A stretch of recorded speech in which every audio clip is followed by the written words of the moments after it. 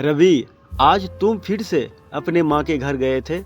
घर में घुसते ही श्रेया ने सीधा सवाल किया।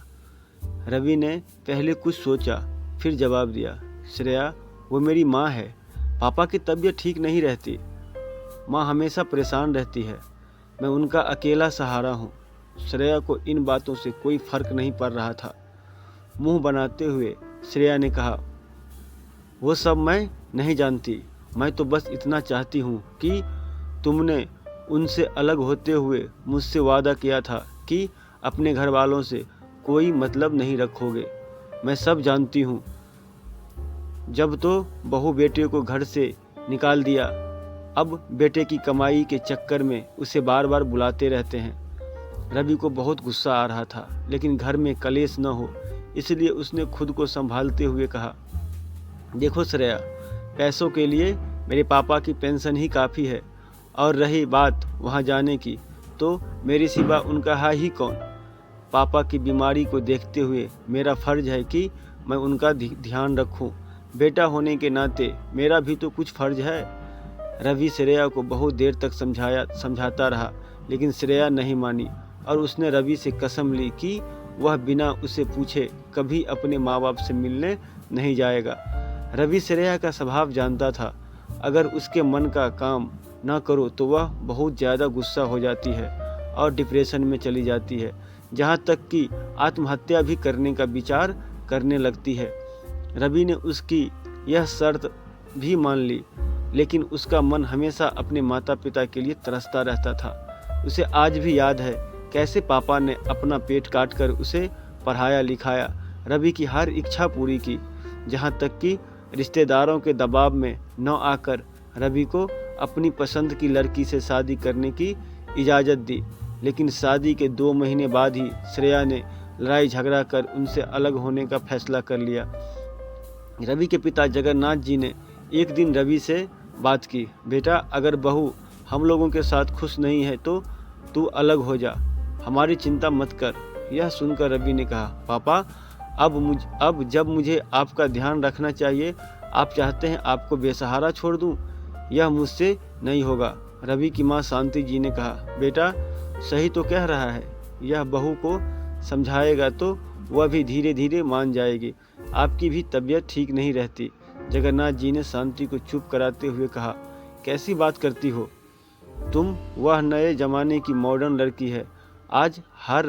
आजकल हर किसी को प्राइवेसी चाहिए होती है। जाने दो इनको। बेटा रवि, तुम बहू को लेकर जहाँ वह जाना चाहती है चले जाओ, हमारी चिंता मत करो। रवि अकेला टेरेस पर खड़े होकर यही सब सोच रहा था। तभी फ़ोन की घंटी बजी। दूसरी तरफ माँ थी। उनकी आवाज़ लड़खड़ा रही थी, बेटा रवि, न जाने तेरे पिता को क्या हो गया। मैं इन्हें हॉस्पिटल ले जा रही हूँ, तू जल्दी से आ जा। रवि ने कहा, माँ, तुम चिंता मत करो, मैं अभी पहुँचता हूँ। यह कहकर रवि जल्दी से नीचे आया और जूते पहनने लगा। श्रेया ने देखा रवि कहीं जाने की तैयारी कर रहा है। रवि, तुम कहाँ जा रहे हो इतनी रात को? और भी फ़ोन किसका आया था?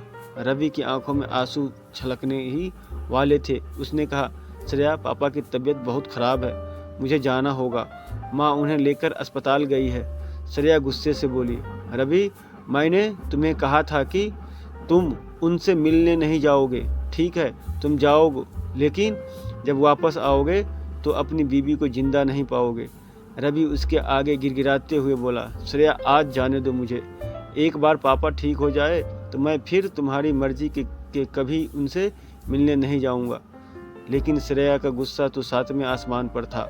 रवि के लिए जिंदगी और मौत का सामना एक साथ दोनों होने जा रहा था। एक तरफ उसका फ़र्ज उसे बुला रहा था, दूसरी तरफ उसका प्यार उसे फ़र्ज निभाने से रोकने के लिए मरने को तैयार था। श्रेया, तुम्हें मरना है तो मर जाओ, मैं अपने पापा को इस हाल में नहीं छोड़ सकता। रवि के मन में ये विचार बार बार आ रहा था, लेकिन वह इसके लिए जुबान न खोल सका। कहीं श्रेया ने सचमुच कुछ गलत कर लिया तो क्या होगा? यही सोचकर वह चुप रह गया।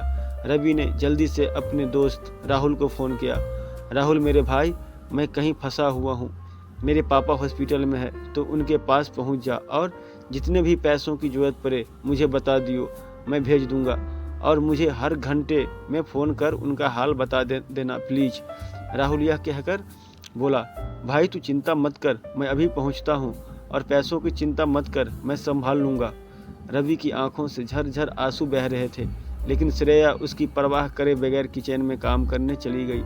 रवि अपने बेडरूम में जाकर तकिए में मुंह छिपाकर रोता रहा।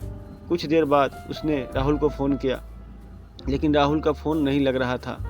रवि और बेचैन हो गया। तभी उसे ध्यान आया कि हो सकता है पापा आईसीयू में हो, वहाँ फ़ोन बंद रखना पड़ता है।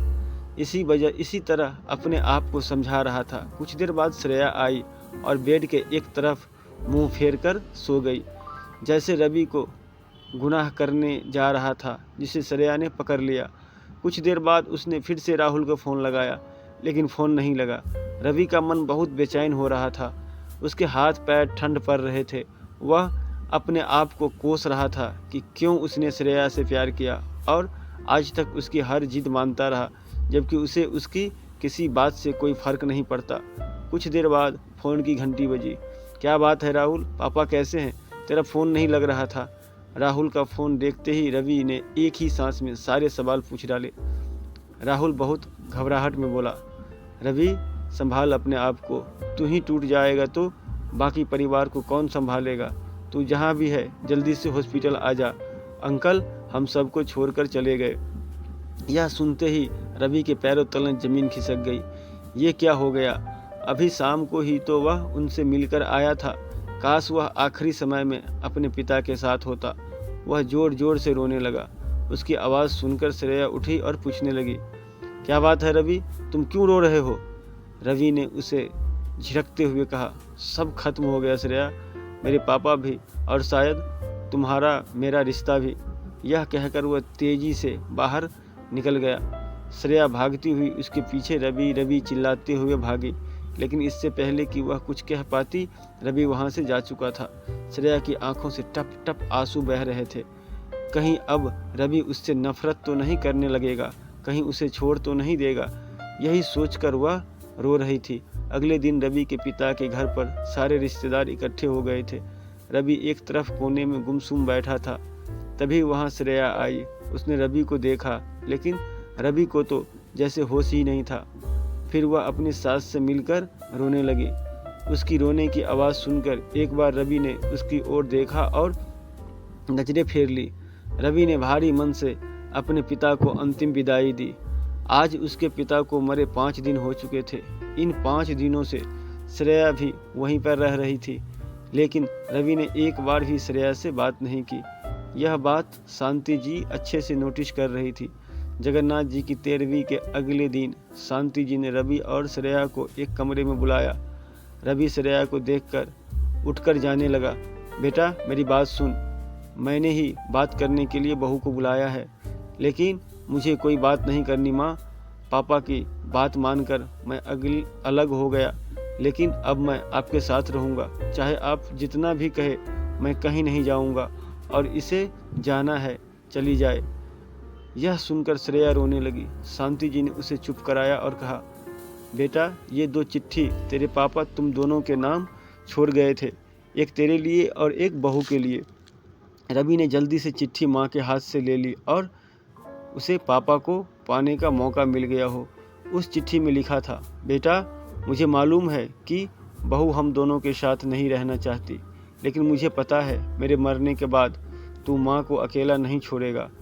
फिर से इसे लेकर घर में कलेश न हो, इसलिए मैं तुमसे एक वादा लेना चाहता हूँ कि अपने पापा की अंतिम इच्छा पूरी कर और बहू कहना मानकर उसके साथ चले जा। तेरी माँ के लिए मैं पहले ही वृद्धा आश्रम में इंतजाम कर दिया है, वह वहाँ सुख से रहेगी। कभी कभी उससे मिलने चले जाना। अगर तू मुझे प्यार करता है तो मेरी अंतिम इच्छा जरूर पूरी करेगा। इधर श्रेया ने भी अपनी चिट्ठी खोली। उसमें लिखा था, बेटी तू चिंता मत कर, मेरा बेटा भावना में बह जाता है। मैं जानता हूँ वह मेरे बाद यहाँ रहने की जिद करेगा, तुमसे लड़ाई भी करेगा, लेकिन तू चिंता मत कर। मैं चाहता हूँ तुम दोनों हंसी खुशी रहो। मेरी चिट्ठी पढ़ने के बाद वह तेरे साथ चलने जाने के लिए राजी हो जाएगा। मेरा आशीर्वाद हमेशा तुम दोनों के साथ रहेगा। चिट्ठी पढ़ते ही श्रेया रवि के पैरों में गिर गई। रवि मुझे माफ़ कर दो। ससुर जी जैसे देवता को मैंने उनके बेटे से अलग किया, इसकी सज़ा मुझे मिलनी ही चाहिए। तुम मुझे तलाक दे दो। शांति जी ने श्रेया को उठाकर गले से लगा लिया। खबरदार बहू, जो फिर कभी ऐसी बात कही। तुम्हारे ससुर जी का एक ही सपना था कि तुम दोनों सुख से रहो। आज वो तुम दोनों को देखकर कितने दुखी हो रहे होंगे। श्रेया शांति जी के पैरों में गिर गई। माँ जी, अब मैं हमेशा आपके साथ रहूँगी। रवि भी रोकर माँ से लिपट गया। नहीं माँ, मेरे रहते तुम वृद्धा आश्रम नहीं जाओगे। दोस्तों, ये इमोशनल स्टोरी कैसी लगी आप हमें कमेंट में ज़रूर बताना, और साथ ही साथ वीडियो को लाइक कर दीजिए, शेयर कर दीजिए और चैनल को ज़रूर सब्सक्राइब कर लीजिए। धन्यवाद।